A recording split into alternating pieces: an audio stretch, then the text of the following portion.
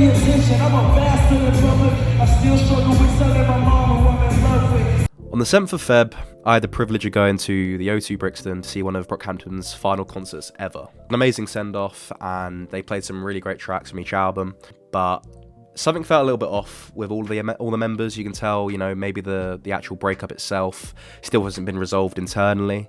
As fans, we still have no idea what's actually going on with whatever happened with the breakup. A lot of the demotivation, this is just me theorizing. I know that RCA, obviously, their label, they weren't really marketing or pushing Roadrunner at all, and that's why they really, really struggled with streams and stuff. And I don't know if that had any effect with their income or anything like that, but I know that RCA sort of did them dirty in that regard. Have you seen Brockhampton before?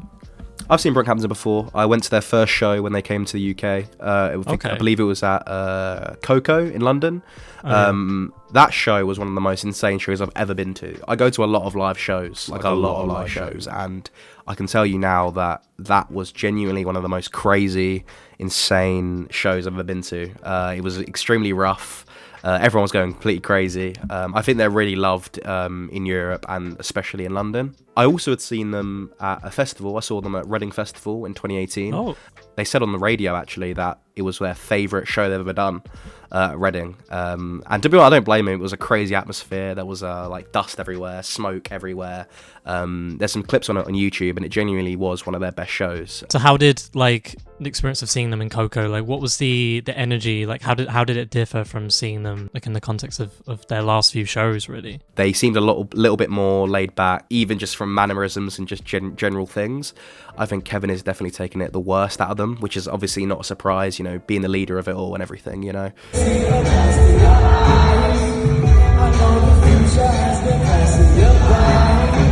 It's sad to see, obviously, but I think they need it. I think they need this time to go solo and have their time to reflect and work on their own content. And who knows, maybe we'll get another album later down the line. I really would hope so, because I don't think Brockhampton, although I love Roadrunner, I think they still have an album in them, personally. I think they've got one last album. So they opened up with Buzzcut. Kevin came out, did his thing. It was just him on his own at the start, and I was like, what's going on here? And then they all just came out after, which was really nice. And yeah, what seemed to be the kind of general theme of the show was they were just kind of going through their discography, going upwards, just building up to their newer tracks and just taking their most popular tracks from each album and going from there. But this brings me to something that I wanted to talk about, which was about their encore. So people were waiting for about 20 minutes for an encore. Boogie hadn't been played, and if you're a Brockhampton fan or you've been to their shows, Boogie is usually the song they end on, they just usually have Boogie on there, right? It's one of their biggest tracks, one of their most pumped tracks, one of their biggest tracks. Boogie's an incredible track. So when they hadn't played it, and when everyone was waiting at the end, I was convinced, even though security are telling us to, basically fuck off, I was still hoping out, surely we've got to have Boogie, right? They can't have one of their last shows without, one of their, most hype songs and most popular songs, right? But yeah, 20 minutes on, people were still saying, one more song, and then nothing. But yeah, I mean, one thing I will say that I did like a lot, in terms of what they brought to the show, was they included Slowthai.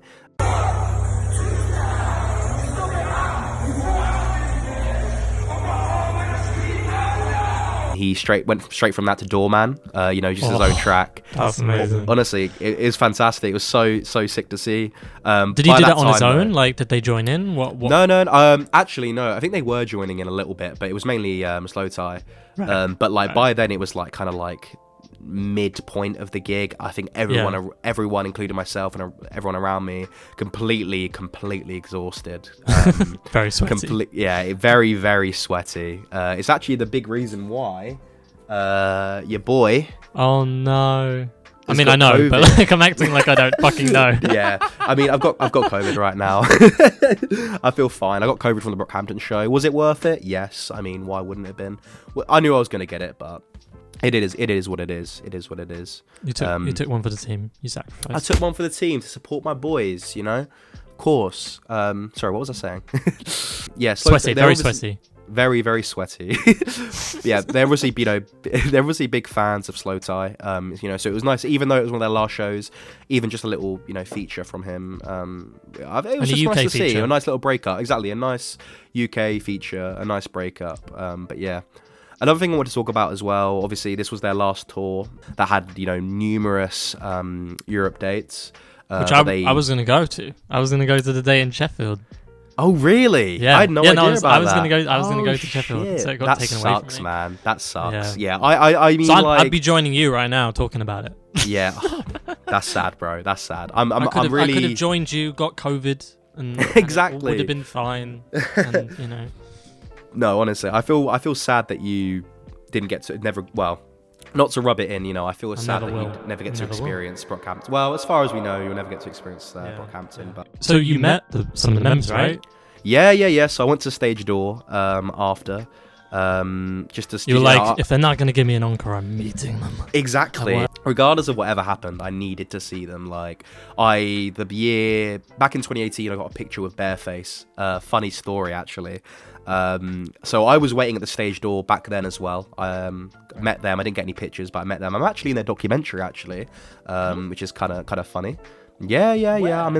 I'm in the Brockhampton documentary. I was waiting to see some of the members, but a few of the members snuck out, which was fine. So on my way home, I was going back home by train, and I just walked past the pub, and I just saw Bareface just having a cig.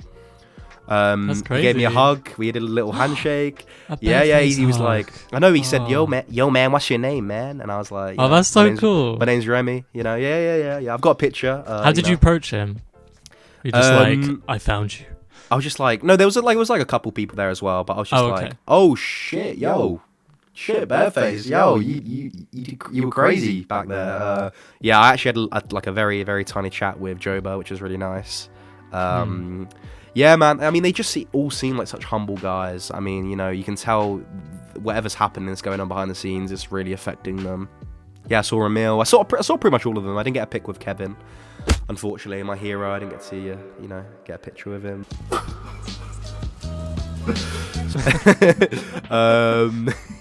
So that was their first of the 2 shows that they did in London, and then they've got one more show in Coachella.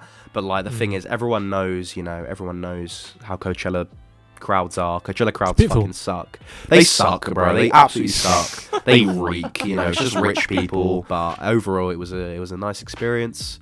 Loved it. Loved getting pics with the guys. Seeing them all. Brockhampton. We'll miss them. I'll miss them very dearly, man. Definitely one of my favorite. We'll keep playing them. I'll miss the records live on. Exactly, the records live on, man. And again, and they might be back. They might be back. We'll hope. Great show, but bittersweet, but an unforgettable one. Yes, I agree. Unforgettable, very sweaty, very great. Bring it back to that. Remind me.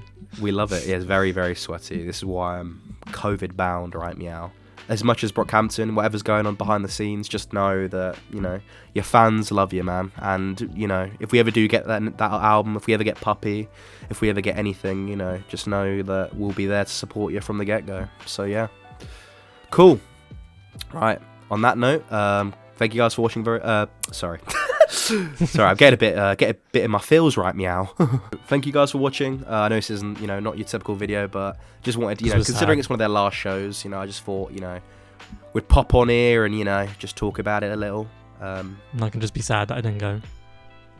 Yeah, sorry, Ben, about that, honestly. I can't pretend it wasn't good, because it was. But cool, right, cool. Thank you guys very much for watching.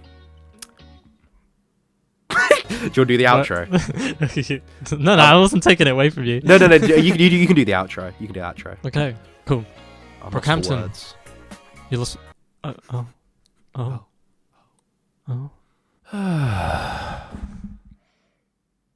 Fuck. Oh shit! You're crying. Remy? No, Brockhampton.